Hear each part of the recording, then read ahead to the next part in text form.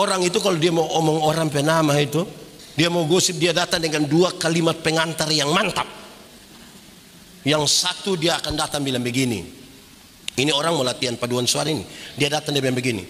So dengar kau balom. Kalau dia mulai dengan so dengar kau balom, hancur. Hari itu kita tidak jadi latihan lagi. Di Balikpapan sini ada. Di Bukit Sion ada.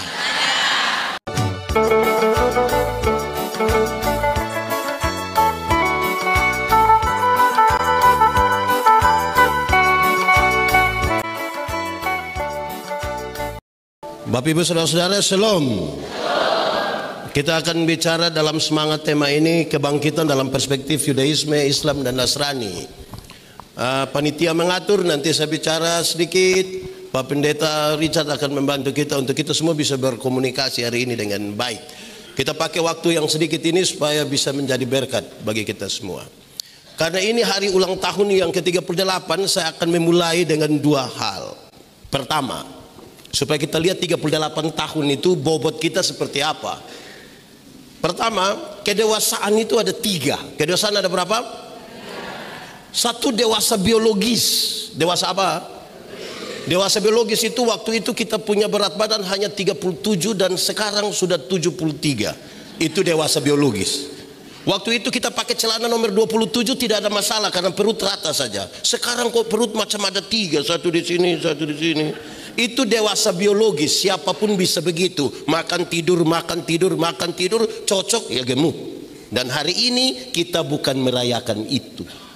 Kedua, dewasa psikologi. Dewasa apa? Dewasa psikologi tidak tergantung umur dan berat badan. Umur 40 tahun tapi kalau bukan tersinggung, sedikit-sedikit tersinggung, sedikit-sedikit tersinggung, sedikit-sedikit tersinggung, tersinggung kok sedikit-sedikit.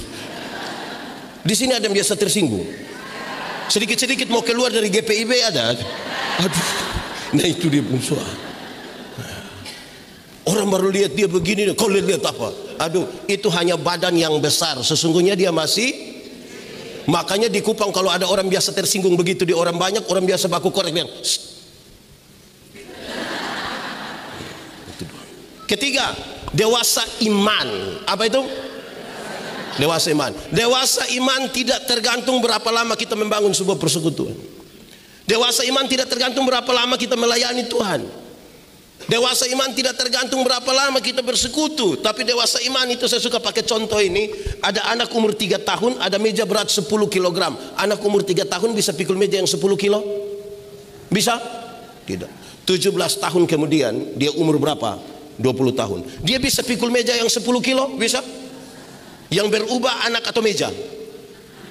Itu dewasa iman. Orang dewasa iman tidak akan pernah meminta beban menjadi ringan, tapi dia berdoa meminta bahu yang semakin kuat. Orang dewasa iman tidak akan merengek-rengek, Tuhan tolong kasih ringan ini beban. Kan dia tahu kalau Tuhan izinkan ada persoalan, Tuhan menghitung seberapa kuatnya dia. Saya mau tanya, jemaat punya masalah? Saudara ada masalah? Tidak usah omong, tidak usah. Saya lihat yang ini muka masalah semua. Masalah ialah kesenjangan antara harapan dan kenyataan. Itu namanya masalah. Karena itu saudara, orang dewasa iman akan sulit meminta orang lain berubah. Tapi siapa yang berubah? Diri sendiri. Kadang-kadang kita terlalu sibuk minta orang lain berubah, tapi tidak merubah diri sendiri. Padahal kalau engkau akan menjadi garam dan terang, mulailah dari dirimu. Kalau Anda ingin merubah dunia, rubah duluan diri. Jadi kita akan lebih fokus tema ini kepada diri kita, bukan kepada orang lain. Orang-orang Alor, beliau pun tempat bilang begini, kita tidak bisa melarang burung terbang lewat atas kita pakai kepala. Yang kita jaga jangan sampai dia buang kotoran di atas ini. Kita tidak bisa melarang orang buat jalan lewat samping kebun. Yang kita jaga jangan sampai dia tolak kebun, kita punya pagar, dia injak kita bertanaman. Kita tidak bisa larang ibu-ibu dan nona-nona pakai celana apa itu? Celana apa itu? Yang sedikit saja itu celana. Celana apa? Saya suka sebut itu celana dengan celana yang penuh dengan tanda tanya. Kita bertanya-tanya, ini anak ini dia pakai, dia punya adik, punya mungkin. Atau ini waktu dia SD dulu. Atau mungkin dia orang susah jadi bisa beli kain hanya sepotong. Kita hanya bertanya. Kita tidak bisa melarang orang pakai itu celana. Yang kita jaga jangan sampai dia pakai celana umpan, kita terumpan semua. Yang kita jaga. Kita tidak bisa melarang orang pun cara pandang. Kan kita bicara dalam soal perspektif, cara pandang dan tindakan masing-masing orang. Itu kan beda-beda kan? Nah, begitu. Itu bagian pertama. Ini masih pengantar. Saya berjanji akan bicara cepat kan nanti beliau. Kedua yang saya akan bicara di sini adalah kekristenan itu bertingkat-tingkat. Dan untuk kita kali ini saya mau sampaikan bahwa kekristenan itu ada 3 tingkat. Ada berapa? Supaya kita bisa ukur di 38 tahun perjalanan bergereja GPIB Bukit Sion di sini. Yang baik kita tidak usah omong lagi, sebagus itu, sebagus, tidak usah omong. Kita boleh mengkritisi yang kita lihat itu mungkin kurang bagus. 1. Kekristenan di tingkat paling bawah itu adalah beragama tapi tidak beriman. Sama-sama 1, 2, 3. Beragama tapi tidak beriman. Untuk Kristen dia Kristen. Orang baptis dia baptis. Orang sidi dia juga sidi. Tapi beriman? Tidak. Saya mau tanya kita dulu. Kalau tangan kanan gatal artinya? Tangan kanan gatal artinya? Tangan kanan gatal artinya? Yakin kalau tangan kanan gatal nanti dapat doi? Yakin? Kalau tangan kanan gatal artinya dapat doi, maka orang koreng pasti kaya raya. Itu bukan tangan kanan saja yang gatal, semua gatal habis itu. Kalau orang beriman dia memandang, Alkitab bilang satu-satunya cara untuk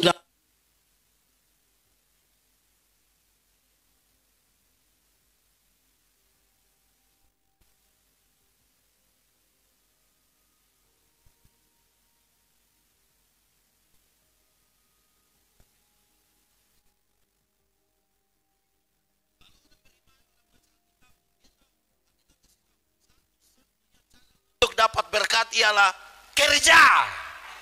Apa? Kerja, bukan bagatal, kerja. Nanti dapat berkat. Amin. Tuhan memberi makan kepada burung pipit, amin. Tapi tidak melemparkan gandum ke dalam sangkarnya. Itu burung mesti keluar. Dia cari di mana-mana, toh, di ladang ini, ladang itu, resiko dia kenapa itu. Di sini ada biasa kata pel burung. Kesian tuh, ada resiko. Itu yang membuat saudara keluar dari Manado, keluar dari Minahasa, keluar dari mana untuk kepentingan mendapatkan pekerjaan. Tanda pemeliharaan Tuhan dan bersyukur dalam persekutuan. Beragama tapi tidak beriman. Saya bawa materi di banyak kota di Indonesia. Biasa habis orang yang bikin, Pendeta Yandi, kita foto-foto dulu, kita foto-foto. Oke. Pas kami mau foto begini, ada yang lari dari sana bilang, jangan 3 orang, jangan 3 orang. Kalau foto 3 orang nanti yang tengah mati. Mau bunuh ketua panitia ini gampang, tinggal foto. Bayangkan orang mengaku Kristen bertahun-tahun masih percaya hal-hal begini.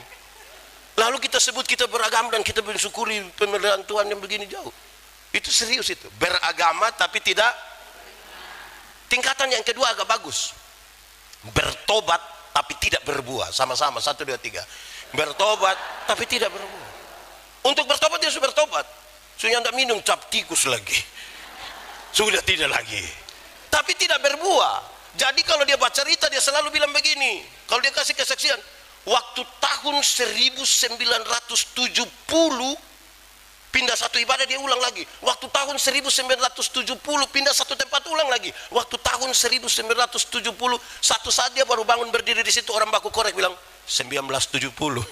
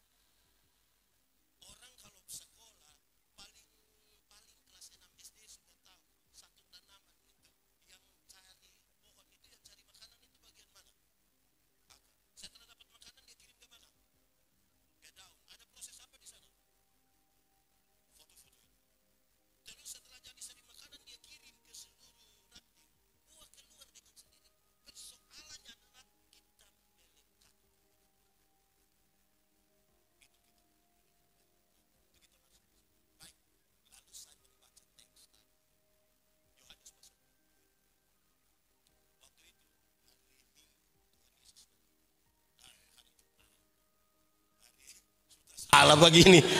Aduh, hari Jumat Tuhan Yesus mati. Ya, terus saudara, orang-orang serba ketakutan dan kehilangan arah mereka, termasuk para murid. Itu satu negeri itu tahu bahwa Yesus mati. Mereka para murid seperti anak ayam yang kehilangan induknya. Mereka ini mau berdoa juga takut. Siapa berani sebut nama Yesus, jangan-jangan dia dibunuh. Kondisinya rumit sekali. Dalam kondisi rumit itu, pembacaan tadi saudara, sebenarnya dia kisahkan begini. Pagi-pagi benar. Pagi-pagi benar itu ya kira-kira jam 2, jam 3, jam 4 subuh. Maria keluar dari rumah. Yang laki-laki tidak keluar, ini perempuan ini keluar ini. Saya mau tanya, waktu itu sudah ada listrik? Sudah ada Innova? Sudah ada lampu jalan? Dia keluar dari rumah dan dia berjalan menuju kubu. Orang-orang bilang di kuburan banyak setan, betul? Orang-orang bilang di kuburan banyak setan, betul? Betul? Betul? Betul? Tidak betul. Di kuburan banyak mayat, betul, tapi belum tentu banyak setan. Itu bisa ada di mana-mana. Di rumah ada setan ke tidak? Di jalan ada setan ke tidak? Di pasar ada setan ke tidak? Di gereja ada setan ke tidak? Yang mana? Yang mana coba?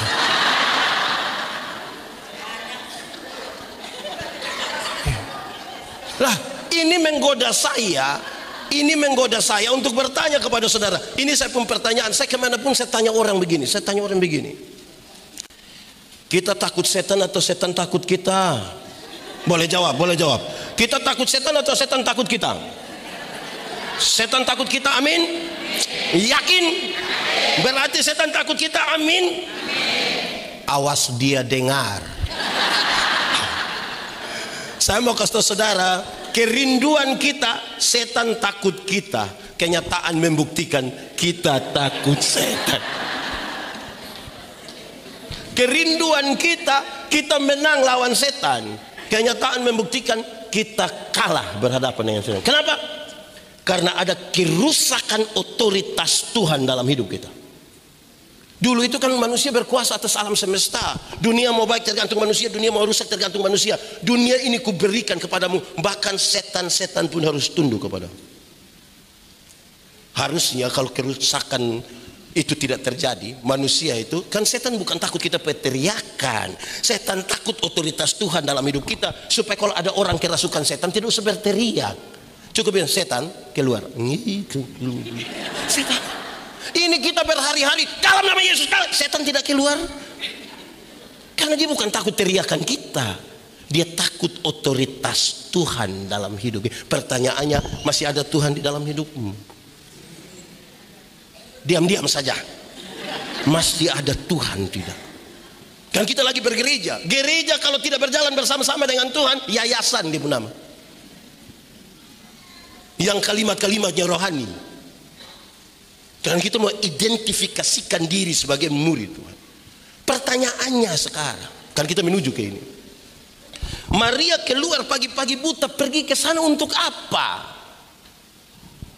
Dalam situasi politik, dalam situasi dunia, dalam situasi ketegangan yang serius, kenapa dia mau pergi ke sana? Kenapa lihat saya? Kenapa dia mau pergi ke sana? Jawabannya ringan saudara. Maria ini adalah Maria Magdalena. Mari kita buka Lukas pasal 8 ayat 2. Cepat, sudah. Injil Lukas pasal 8 ayat 2 sudah dapat? Baca sama-sama 1, 2, 3. Sabar, nanti ibu ini baca. Izin mam. Dan juga beberapa orang perempuan yang telah disembuhkan dari roh-roh jahat atau berbagai penyakit, yaitu Maria yang disebut Magdalena, yang telah dibebaskan dari 7 roh jahat. Kenapa Maria mau pergi ke kubur itu? Karena dia pernah punya pengalaman perjumpaan dengan Yesus. Dia pernah kerasukan 7 roh jahat. Yesus menyembuhkan dia berdasarkan pengalaman perjumpaan dengan Kristus. melewati itu kegelapan malam menuju kuburan yang kata orang ada, itu dia pergi di situ karena pengalaman perjumpaan. Kalau kita bicara kebangkitan dalam perspektif itu haruslah perspektif perjumpaan. Kalau yang di sebelah sini dan sebelah tengah itu mereka tidak berjumpa, bagaimana bicara tentang pengakuan terhadap Kristus? Pada titik tertentu beriman kepada Kristus adalah perjumpaan.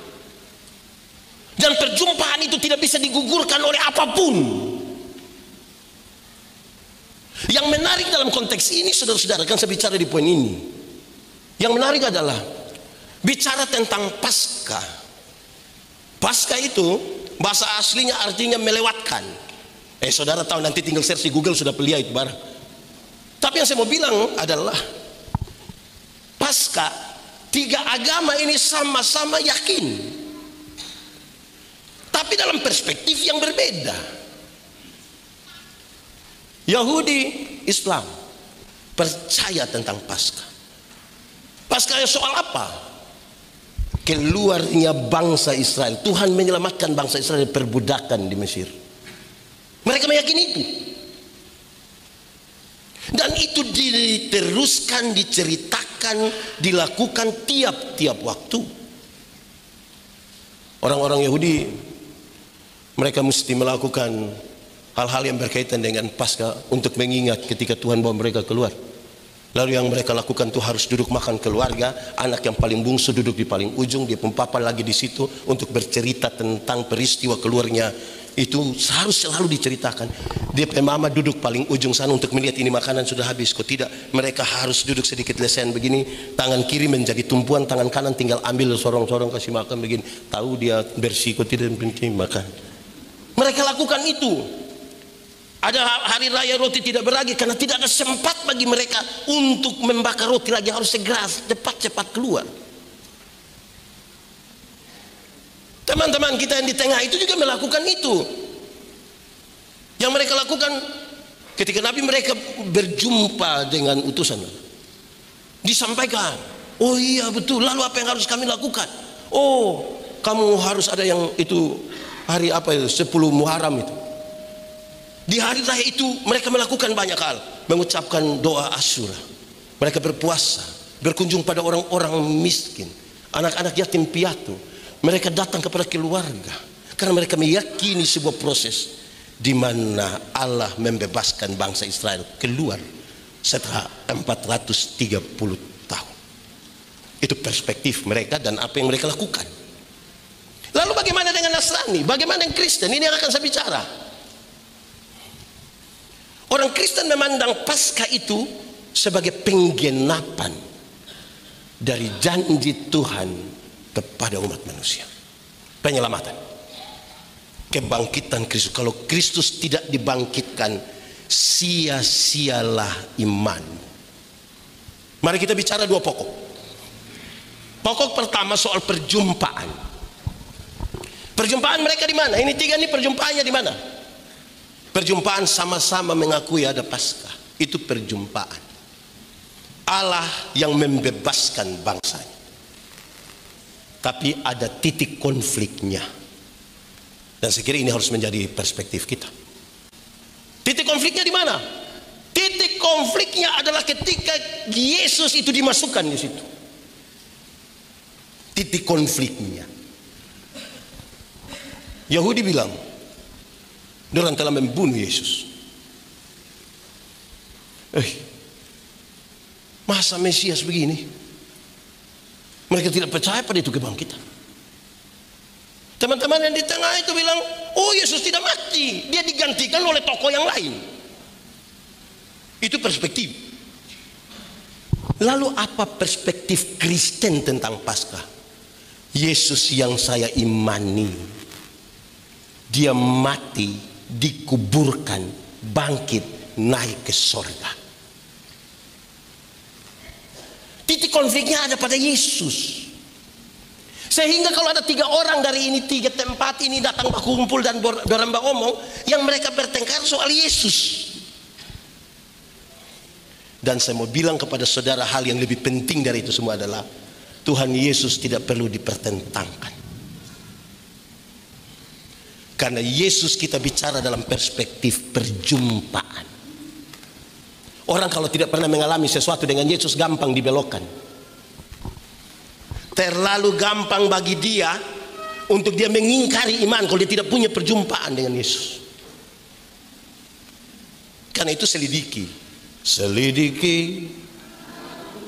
mantap, lihat,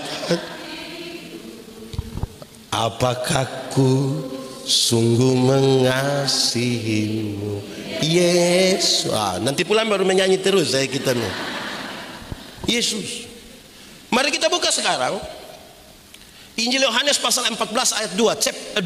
Cepat. Sudah dapat? Yang sudah dapat katakan amin. Amin betul. Separuh tidak buka juga bilang amin. Oke, Yohanes 14 ayat 12. Sudah baca? 1, 2, 3.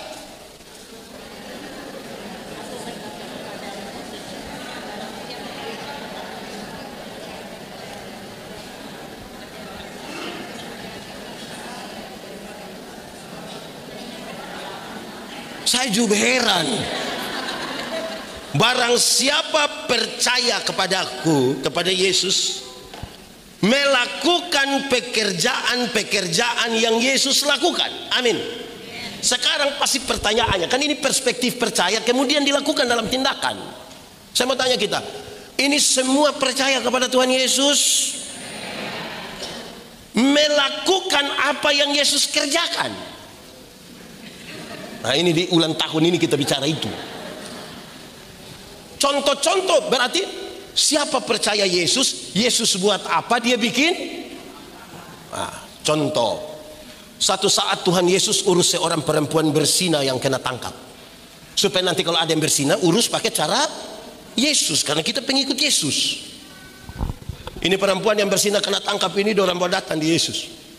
Peraturan setempat mengatakan perempuan ini harus dilempar dengan batu sampai mati. Betul kan? Terus tiba-tiba Tuhan Yesus bilang begini, oke, siapa yang rasa diri tidak berdosa, silakan angkat batu dan lempar. Saya mau tanya, ada yang berani lempar? Terus Yesus tanya, dorang di mana? Dorang sejalan Bapak. Terus Yesus bilang, engkau pergilah dan jangan berbuat dosa lagi. Ketika Yesus bilang engkau pergi dan jangan berbuat dosa lagi, Yesus tidak kompromi dengan dosa. Dosa tetap dosa. Tetapi kepada perempuan dosa ini Tuhan Yesus beri kesempatan baru. Bahwa masa lalu tidak bisa dirubah, tapi masa depan bisa dirancang di dalam nama Tuhan. Nah, sekarang hal praktisnya dalam kehidupan bergereja, pertanyaannya begini. Bapak-bapak di sini 3 saja. Bapak-bapak, ini kan pengikut Yesus. Satu saat ketahuan istrimu berselingkuh dengan laki-laki lain, bisa urus pakai cara Yesus? Ini kita hidup di kota besar loh. Bisa urus pakai cara Yesus. Cari ibu terus bilang, ibu pergilah dan jangan berbuat dosa lagi. Bisa. Ini kan perspektif yang kemudian pada tindakan. Bisa. Saya yakin kita tidak mungkin macam kita Timor Minahasa. Tahu istri bersih, dia bilang, mama pergilah dan jangan pulang lagi. Saya mau tanya ibu-ibu dulu, ibu-ibu, satu saat ketahuan suami berselingkuh dengan perempuan lain, boleh urus pakai cara Yesus?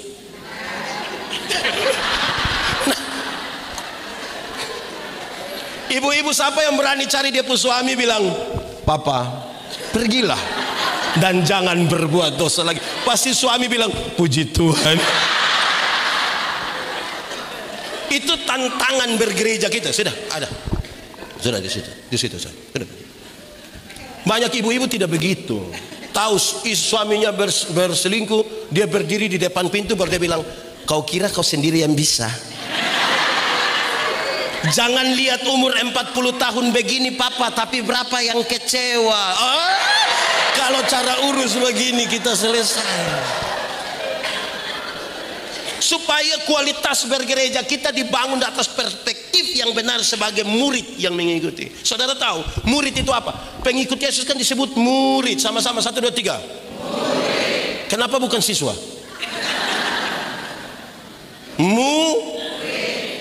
Murid adalah orang yang belajar dari seorang guru supaya dari tindakannya orang mengenal gurunya. Contoh, ini ada yang umur di atas 40 tahun, tidak usah omong. Pernah nonton film kungfu dulu? Kan ada murid yang tiba-tiba terus ini satu bilang, engkau punya guru ini kan? Dari dia punya gaya orang mengenal gurunya. Amin. Aku berkata kepadamu, barang siapa percaya kepadaku, melakukan pekerjaan yang aku lakukan. Supaya dengan melihat itu orang mengenal gurunya. Kalimat kesimpulannya begini. Kalau Anda dikenal dunia sebagai milik Kristus, maka Tuhan Yesus harus kelihatan dalam hidup. Supaya berbobot kekristenan. Karena pada akhirnya kekristenan nilai, bukan agama. Bukan agama. Satu saat Tuhan Yesus urus sebuah dilema pajak. Dengan pertanyaan yang gampang, tapi risiko berat. Pertanyaan itu gampang. Boleh bayar pajak kepada kaisar atau tidak? Kan gampang saja jawabannya. Risikonya yang berat. Boleh membayar pajak kepada kaisar atau tidak? Kalau Yesus bilang boleh bayar pajak kepada kaisar, ribuan orang pengikut Yesus akan meninggalkan Yesus karena pajak terlalu mahal. Roma taksasi pendapatan dari satu daerah, dia lelang jabatan, siapa mau silakan pungut, nanti boleh makan dari situ, dan mahal sekali. Tapi kalau Tuhan Yesus bilang tidak boleh bayar pajak kepada kaisar, maka dia dianggap memprovokasi masyarakat untuk melawan pemerintah, pasti dia ditangkap. Lalu Tuhan Yesus bilang begini, gambar dan tulisan siapa ini? Kaisar. Berikan pada kaisar apa yang wajib kamu berikan pada kaisar, dan berikan pada Tuhan apa yang wajib kamu berikan pada Tuhan. Itu bukan soal perpuluhan. Gambar dan tulisan siapa ini? Kaisar. Karena di situ ada gambar dan tulisan, kasih di dia. Tapi Alkitab mengatakan kamu adalah gambar dan tulisan Allah. Berikan uangmu pada kaisar, tapi berikan dirimu pada Tuhan dan bukan uangmu. Supaya jangan ada orang yang begini, pendeta, saya memang tidak pergi ke gereja, tapi saya punya persembahan pergi. Di surga tidak ada kios jual super mie. Saya tidak tahu di GPIB. Di beberapa gereja kami itu kalau pemilihan majelis jemaat penatua diaken itu menarik. Dorang pun cara pilih itu, dorang bilang pilih dia, pilih dia, pilih dia. Kenapa? Dia yang ada oto. Supaya kalau ada kegiatan tinggal pakai dia oto. Bayangkan. Akhirnya oto pergi gereja, dia orang tidak datang. Di GPIB juga ada. Di Bukit apa? Bukit Sion ada. Itu serius. Berikan diri dan bukan berikan uang, harta. Satu saat Yesus urus sebuah ketimpangan sosial dengan pernyataan yang cukup menarik.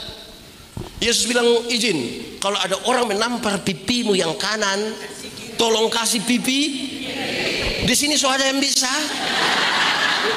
Saya taruh dia di sini, minta maaf pendeta, tolong tambah di sini ada. Apa maksud Yesus? Kalau orang menampar pipi kanan, dia melakukan dengan dua cara. Yang pertama, dia akan pakai tangan kiri. Tradisi Yahudi mengatakan tangan kiri hanya boleh dipakai oleh para tuan untuk menampar budak-budaknya. Atau yang kedua, dia akan menampar pakai punggung tangan kanan. Itu hanya boleh dilakukan oleh para tuan kepada budak-budaknya. Kalau orang menampar pakai tangan kiri, dia anggap engkau najis, maaf ya. Kalau pakai punggung tangan kanan, dia anggap engkau budak. Ini yang Yesus ajar dari segi nilai. Kalau ada orang menampar pipinya ini, menganggap engkau najis atau engkau budak, kelas di bawah, berikanlah pipi kiri, supaya dia mau mengangkat tangan kanannya. Di situ dia tahu di hadapan Tuhan kita dua sama. Kelas sosial kita boleh berbeda, tapi di hadapan Tuhan kita sama. Supaya dia mau koster kah, dia mau pendeta kah, dia mau siapapun, kita sama, dibedakan atas peran-peran. Itu makna tertinggi dari sebuah persekutuan. Persekutu itu begitu, bukan seragam. Satu do semua do, satu baju putih semua putih, semua persekutuan itu pengelolaan sama-sama. Persekutuan adalah pengelolaan perbedaan. Sama kayak kita menyanyi paduan suara di Bukit Siat, ada paduan suara. Bayangkan kalau sopran itu ibu tiba-tiba dia tekujus saja langsung bilang, hai dunia, kan tidak boleh. Harus jaga dia punya akor toh. Saya suka bilang begini, mengelola sebuah persekutuan harus seperti makan kolak. Tahu kolak? Pernah makan kolak? Kolak terdiri dari pisang, ubi, santan, gula. Sudah jadi DP nama? Waktu sudah jadi kolak, kita makan pisang, masih rasa pisang atau tidak? Masih. Tapi ada cita rasa baru yang ditambahkan sebagai bagian dari sebuah kebersamaan. Tidak ada upaya untuk saling menghilangkan. Bisa berkumpul bersama di sebuah wadah. Bukan orang mau makan kolak, nah dia makan pisang di sana, dia pindah makan ubi di sana, pindah lagi minum santan di sana, baru terakhir dia duduk di atas kompor di sini. Kan tidak begitu. Kita sama.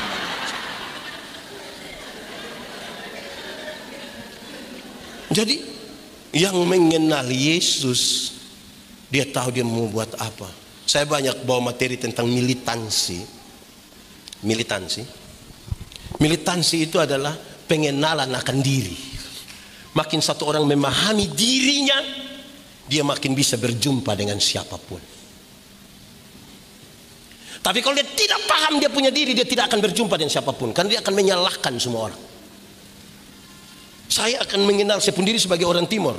Saudara mau Manado silakan, saudara mau Batak silakan, saudara mau mana silakan. Makin saya kenal saya sendiri sebagai orang Timur, kita akan duduk bersama-sama. Kan saya tidak harus jadi Manado. Saya punya fam kan Manobe, bukan Manopo. Kan gitu.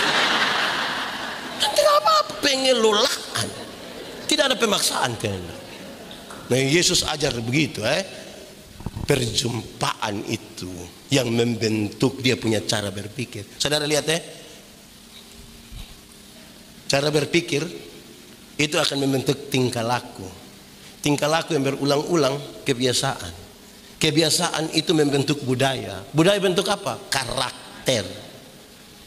Akhirnya dari karakter kita orang kenal Yesus. Yesus nanti kita tunjuk itu orang. Yesus. Oke. Sekarang saya tambah sedikit nanti baru saya tambah berapa menit bagi saudara diam-diam tahan. Sekarang Tuhan Yesus sampai di situ, di kubur itu. Mayat ada atau tidak? Mayat ada atau tidak? Dia rindu bawa rempah-rempah. Dia tahu kubur itu punya tutup pakai batu besar. Dia sangat susah untuk, tapi kerinduan kepada Kristus memaksa dia melewati tantangan pergi ke situ. Karena perjumpaan tadi kan. Waktu sampai di sana, kubur kosong. Pergi dengan masalah, sampai sana tambah masalah. Wah, dia menangis. Bahkan ditanya oleh dua malaikat itu, ibu, kenapa ibu menangis? Kenapa ibu menangis? Padahal dia pun tangisan juga tidak menyelesaikan masalah juga kan. Dia sedih sekali. Dalam kesedihan yang besar itu, hati-hati di sini karena ini akan membentuk kita punya tingkah laku selanjutnya. Waktu dia sedih sekali, saya mulai dari begini. Kenapa dia menangis? Kalau kita teliti teks tadi dia mau kasih tahu. Karena belum ada Alkitab yang mengajarkan kepada mereka tentang kebangkitan Kristus. Rupa-rupa menangis karena dia lupa janji Tuhan. Sama-sama 1, 2, 3. Dia lupa. Selama hidupnya bersama-sama dengan para murid, bersama-sama dengan dia, Tuhan Yesus bilang begini, aku akan diserahkan kepada orang dan akan dibunuh mati, tapi akan bangkit pada hari ketiga. Itu dia bicara 4 kali. Tapi kesedihan yang besar, orang lupa akan janji Tuhan. Saudara lihat, dia punya lanjutan lebih lagi dari itu. Waktu lupa janji Tuhan, sudah tambah masalah ini kan. Apa yang terjadi? Apa yang terjadi? Omong sembarang. 1, 2, 3. Omong sembarang. Saya tanya. Malaikat bilang, Ibu, kenapa ibu menangis? Mayat Tuhanku diambil orang. Saya mau tanya, mayat Tuhan diambil orang? Mayat Tuhan diambil orang? Loh, kenapa dia yakin sekali omong begitu? Orang kalau sedih dan tidak taruh Yesus di situ omong sembarang. Di sini ada yang biasa omong sembarang. Tuhan menciptakan manusia. Ada berapa mata? Berapa telinga? Berapa mulut? Ulang, berapa mata? Berapa telinga? Berapa mulut? Salah satu maksudnya adalah lihat 2 kali, dengar 2 kali, omong 1 kali. Lihat ulang-ulang, dengar ulang-ulang, baru omong berapa kali? Karena ada orang yang tidak ada mata, tidak ada telinga, tapi dia mulut 7. Yang biasa kasih rusak persekutuan itu yang itu orang itu. Yang suka gosip. Di sini aja yang biasa gosip. Dia ada ikut ibadah sekarang. Dia pakai baju warna apa?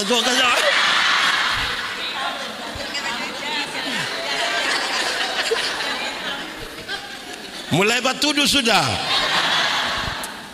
Bicara sembarang. Lihat ulang-ulang, dengar ulang-ulang, omong 1 kali. Saya punya video satu beredar luas ketika saya bilang begini. Orang itu kalau dia mau omong orang penama itu, dia mau gosip, dia datang dengan 2 kalimat pengantar yang mantap. Yang satu dia akan datang bilang begini. Ini orang mau latihan paduan suara ini. Dia datang dia bilang begini. So dengar kau balong. Kalau dia mulai dengan so dengar kau balong, hancur. Hari itu kita tidak jadi latihan lagi. Di Balikpapan sini ada. Di Bukit Sion ada. Dia ibu-ibu atau bapak-bapak. Makin begitu. Itu pertama. Yang kedua lebih menarik, dia punya kalimat. Pertama dia bilang apa tadi? So dengar kau balong. Yang kedua dia datang dia bilang begini. Bukan kita mau omong orang. Bukan kita mau omong. Padahal di Balikpapan ada begitu. Itu orang ada sekarang. Coba tunjuk dia, itu jadi masalah dalam kitab hidup. Jadi saudara lihat, kalau gereja ini kita tidak tata dia dan Kristus menuntun kita, kita jadi sembarang. Kalau sudah bicara sembarang pasti bertindak sembarang. Saya bicara dalam perspektif Kristen, saya tidak urus orang lain punya. Kan dong tidak akui Yesus. Saya bicara dalam pengakuan kita kepada Kristus sebagai Tuhan dan Juru Selamat. Yang mati, bangkit, naik ke surga. Kita diselamatkan. Ya. Saudara lihat. Pertanyaannya tambah lagi. Iya, memang harus bertanya terus-terus. Pertanyaannya begini. Kenapa Maria menangis? Tadi kan dia sudah lupa janji Tuhan kan? Banyak kali kita lupa janji Tuhan. Jujur saya berkhotbah saya bilang begini. Tuhan bilang begini. Janji, bukan. Berilah 1/10 dari hasil pertamamu dan ujilah aku. Lihatlah, bejana pemerahanmu akan berlimpah-limpah dengan buah anggurnya. Betul itu janji Tuhan? Meyakini janji itu? Janjimu seperti yang apa? Yang tiada pernah terlambat bersinar. Cintamu seperti sungai yang mengalir. Dan ku tahu betapa dalam. Janji Tuhan seperti matahari pagi, amin. Selalu datang setiap waktu, amin. Seperti sungai yang mengalir, amin. Pertanyaannya, waktu Tuhan bilang berilah 1/10 dari hasil pertamamu, saudara percaya janji itu? Oke, kita uji sekarang. 10.000 per puluhan berapa? Pasti kasih kan? Kan hanya 10.000. Tuhan kasih naik 100.000 per puluhan. Masih kasih? Kasih hanya 10.000 kacang-kacang itu. Tuhan kasih naik 1 juta per puluhan. Masih kasih? Kasih hanya 1 lembar. Bila perlu dia pegang begini. Sudah pegang begini lagi pakai sengaja batuk lagi.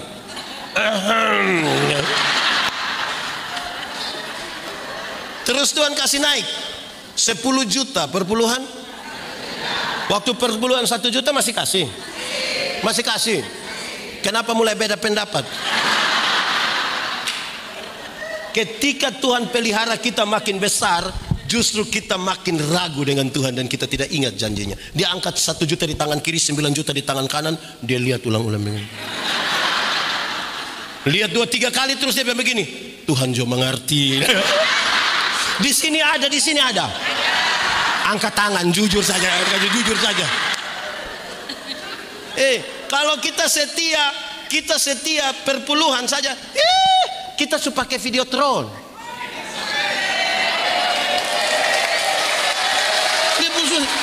Ini tepuk tangan apa coba?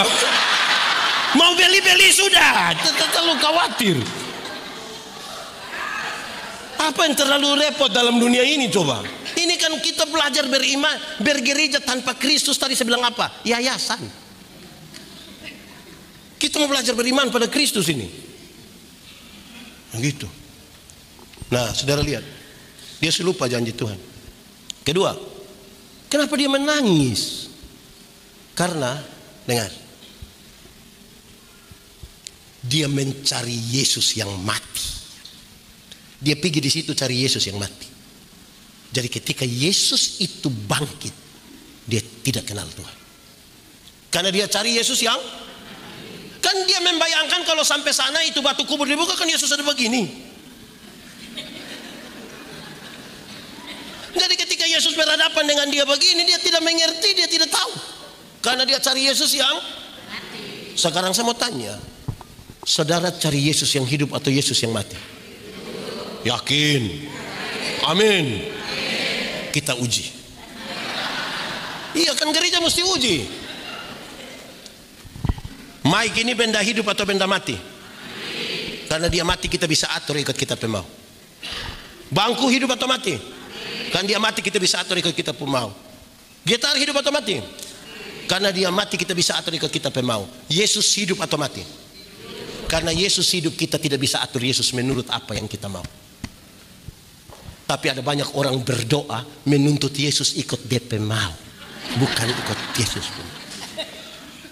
Amin. Sangat sulit bagi orang percaya saat ini untuk berdoa dan dia bilang, jadilah kepadaku menurut kehendak. Sangat sulit. Sampai dalam konteks bergereja ini ada orang, doa itu relasi, bukan kata-kata. Kita bisa berkata-kata dengan barang yang kita tidak tahu juga. Pernah kok tidak? Saudara ini telepon terus tiba-tiba ada satu suara bilang, nomor yang Anda tuju tidak dapat dihubungi. Pernah? Suara perempuan atau laki-laki? Itu perempuan dari Minahasa Utara. Balikpapan ini kan kota besar toh. Kita mau masuk mall begini, baru sampai dia pun pintu gerbang itu nona yang kita tidak tahu dia siapa, dia bilang, tempelkan kartu Anda. Kita tempel apa, dia bilang, terima kasih. Saudara kenal itu nona. Doa itu relasi. Kalau saya dan pakai tua, kami dua punya relasi, kami saling kenal. Saya jalan kaki, beliau naik motor, ketemu saya di jalan, beliau berhenti tanpa saya minta. Pendeta, mau kemana? Naik, karena kami dua saling kenal. Kalau kami dua tidak saling kenal, saya jalan kaki, beliau naik motor, ketemu saya di jalan, dia berhenti juga, tapi dia tanya, ojek apa? Relasi. Relasi itu memungkinkan kita berkata-kata dengan ringan. Saya kasih contoh. Menurut saudara, saya kenal saya punya istri atau tidak? Saya kenal saya punya istri atau tidak? Karena kami dua saling kenal, kami dua punya relasi. Waktu saya meminta sesuatu kepadanya, permintaannya ringan. Waktu saya bilang begini, "Mah, bikin teh do sayang, gelas kecil saja, jangan pakai gula, papa takut sakit gula." Sutua-tua begini, kan cara minta begitu kan? Tidak mungkin saya mau minta teh di saya punya istri, "Mama, buatlah segelas teh, jangan terlalu banyak gula ya, papa takut sakit gula." Pas habis ibu tanya, "Papa sehat?" Kekuatan doa bukan pada teriakan, tapi pada relasi. Banyak kok yang jadi penatua, diaken, pimpinan kategorial fungsional. Di sini kategorial fungsional nama apa ya? Sama yang ke bab itu. Dia bilang, "Saya jadi pengurus tapi jangan suruh saya doa, jangan suruh saya doa." kan dia takut berdoa. Di sini ada yang takut berdoa. Dia cerewet sekali, tapi jangan kita bilang nanti om doa makan lu sembarang saja. Di sini ada begitu, ada.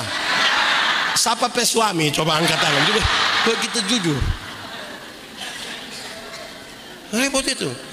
Itu serius, saudara. Yesus itu ada kadang-kadang saya pernah tegur satu orang ini gara-gara kami doa ini. Saya bilang begini, Tuhan Yesus, kami terbatas tapi punya Tuhan yang tidak terbatas. Terus dia bilang, benar Tuhan. Saya bilang, hei kau diam kau saya. Tuhan menjawab doa bukan karena desakan, tapi karena dia tahu kebutuhan anak-anaknya. Mama ada anak? Ada cucu? Pernah tahu mereka punya kebutuhan? Karena dia tahu dia menyiapkan sesuatu. Kalau kamu bapak yang berdosa saja tahu apa yang bisa kamu berikan bagi anak-anakmu, apalagi bapamu yang di surga. Itu perspektif Kristen dalam perjumpaan pribadi dengan Kristus. Saya tambah 2 poin deh. Habis ini baru ngomong. Tunggu sedikit. Saudara, kan dia tadi balik. Ibu, siapa yang kau cari? Dia tuduh Yesus lagi kan? Dia kira Yesus penunggu taman. Apakah engkau yang mengambil mayat Tuhanku? Engkau taruh di mana? Tolong kasih tahu supaya saya pian. Bayangkan ini orang ini. Dia tidak kenal. Bagaimana dia bisa kenal Yesus? Terlalu gelapkah malam itu? Tidak juga. Bagaimana dia bisa kenal Yesus? Pembacaan tadi bilang begini, ketika Yesus sebut namanya Maria, dia langsung bilang, guru. Kedekatan tadi, karena relasi tadi, perjumpaan tadi, kedekatan dengan Yesus membuat kita mendengar ketika Yesus memanggil dan menyebut nama. Ada nama, karena relasi. Sudah, jangan tambah lagi. Kedekatan. Orang yang dekat dengan Yesus itu waktu bunyi lonceng gereja, teng teng, Yesus memanggil, mari segera ikutlah jalan. Nah, sudah cukup. Yang dekat dia mendengar. Tapi saudara tahu, mari kita ukur. Kadang-kadang kita datang gereja, ini penatua diaken ini pakai itu barang yang hitung apa lagi dia pun nama. Nah, hitung jiwa. Habis itu tindak lanjutnya apa? Karena saya meyakini yang tidak bergereja lebih banyak dari yang bergereja. Kalau kita buat apa supaya orang datang gereja? Kenapa lihat saya? Supaya malas datang gereja lagi, baru kasih salah pendeta khotbah lagi. Itu pendeta khotbah, pusing kita gitu. Di balik papan sini ada, GPIB ada. Dia faham apa ibu yang repot itu? Iya, saya pendeta jemaat ini. Saya kadang-kadang heran. Saya juga pendeta jemaat, melayani atas satu jemaat kecil di Kupang. Kalau orang ada syukuran, undang kita ibadah syukur itu menarik. Waktu ibadah orang sedikit.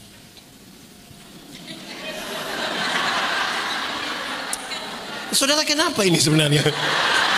Waktu ibadah orang pas makan sama kita, sama. Orang datang dari mana itu? Kadang-kadang DP rumah di samping tempat ibadah. Istrinya bilang, papa mari Jo. Terus saya bilang, masih ibadah. Mau pergi apa? Susah sekali. Ini saudara, aneh betul kita pun hidup ini. Diorang bikin syukuran di rumah, undang pendeta pergi khotbah, pendeta bilang, saudara-saudara, mari kita menyatakan syukur bersama dengan keluarga di dalam doa syukur, dalam doa syafaat. Pas kita mau berdoa, ibu-ibu semua langsung ke dapur. Orang bangun, baku panggil bilang. Sampai di sana yang ketua dapur itu bilang, siap. Gua tadi suka kasih panas, padahal hanya kacang bereni boni. Orang berdoa di sini yang biasa jadi ketua dapur yang mana? Ya ibu yang mana? Yang biasa, ibu mana yang biasa jadi ketua? Ini. Bertobat ibu, bertobat sudah ibu. Jadi tidak usah lagi, tidak usah. Saudara lihat, kita mau membangun apa dalam 38 tahun kalau kita punya hidup begini? Gereja kok pendeta yang baik, jemaat mari kita masuk dalam doa syafaat. Pas separuh tutup mata, separuh langsung. Di Bukit Sion ada majelis atau jemaat?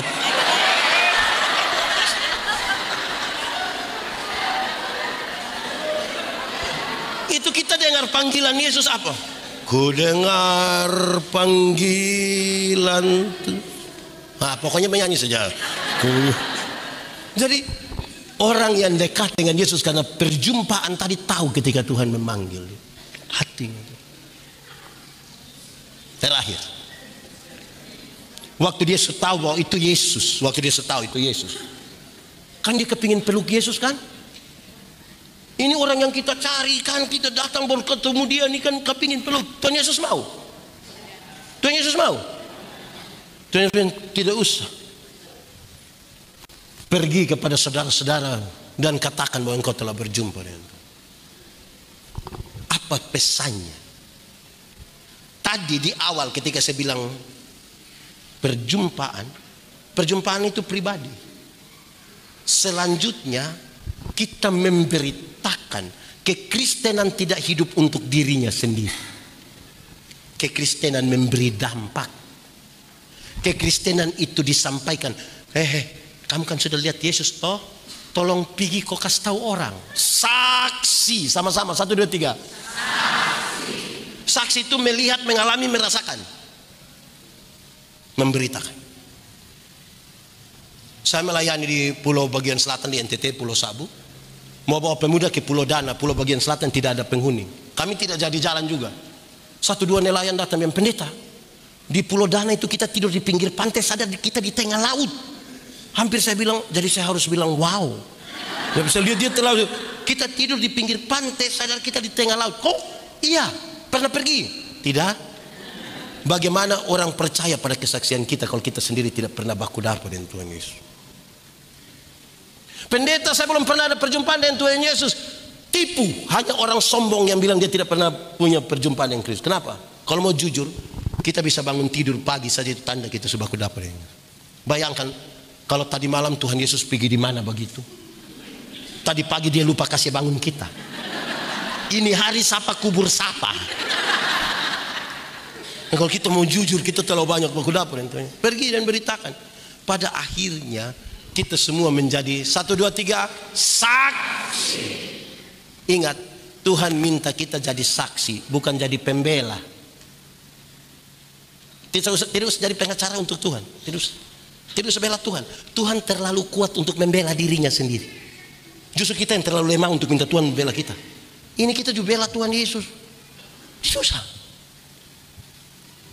Saudara tahu, banyak kali Indonesia disibukkan dengan anggota jemaat GPIB pindah pergi gereja mana, pindah pergi gereja mana, pindah pergi gereja mana. Kenapa? Pemberitaan Injil kurang. Orang bawa jemaat pada gerejanya dan bukan pada Tuhan. Karena kita tidak mencari jiwa. Kok tidak ada saksi yang mau pergi beritakan? Bagaimana mau pergi kalau tidak ada yang mengutus? Yang sudah diutus saja bilang, sebenarnya kita tidak mau tapi. Pernah dengar itu kalimat? Atau sendiri omong? Saudara bisa bayangkan kita pergumulan bergereja sampai usia 38 tahun. Berapa harga satu jiwa? Saya akan akhiri di sini. Nanti habis ini nanti melalui Pak Pendeta saudara boleh bicara. Berapa harga satu jiwa? Ada satu waktu Tuhan Yesus kasih tinggal ribuan orang yang Tuhan Yesus kasih makan mereka secara gratis. Dia pergi ke Gerasa hanya untuk berjumpa dengan satu orang yang kerasukan legion. Kalau disebut legion berarti itu orang kerasukan roh jahat, kira-kira 6.000 roh jahat. Kita punya teman majelis roh jahat satu di DP otak kita supposing. Ini 6.000. Ini orang sangat jahat, bukan saja bagi orang lain, diri sendiri dia jahat. Bahkan dia memukul-mukuli dirinya dengan batu. Bagi beberapa orang manusia begini lebih baik mati. Tuhan Yesus turun dari perahu. Roh jahat yang bilang begini, Yesus anak Allah yang hidup, apa urusanmu dengan kami? Rupa-rupanya roh jahat juga kenal nama Yesus. Jadi kalau kita baru kenal nama Yesus saja, kita belum lebih hebat dari roh jahat. Kalau roh jahat juga kenal. Injil Markus mencatat, di daerah itu ada penjaga-penjaga babi, sementara menjaga babi berapa ekor? 2000. Roh jahat itu meminta, biarkan kami keluar ke babi-babi itu. Tuhan Yesus biarkan. Matilah 2000 ekor babi.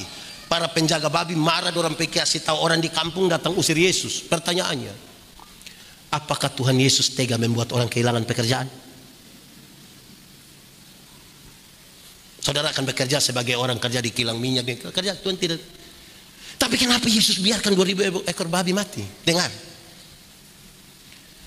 Dalam struktur budaya Yahudi, babi itu haram. Orang Yahudi tidak makan daging babi kan? Tidak ada rage di Yahudi kan? Si babi juga tidak ada di Yahudi. Tetapi yang haram itu dorang pelihara 2000 ekor.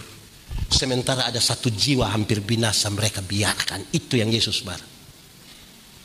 Alangkah lebih baiknya ada 2000 ekor babi mati daripada ada 1 jiwa binasa. Sekarang coba kali, kalau babi 1 ekor harga 2 juta, 2000 berapa? 2000 berapa? 2000 kali 2 juta berapa? 2000 kali 2 juta berapa? 4 miliar harga 1 orang gila waktu itu. Pernahkah untuk pekabaran Injil GPIB Immanuel, GPIB Bukit Sion menyiapkan 2M untuk upaya pekabaran Injil? Kita rapat bertengkar, banting meja, tapi tidak ada jiwa kita mau datang.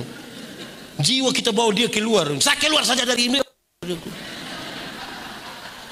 Untung di sini ada.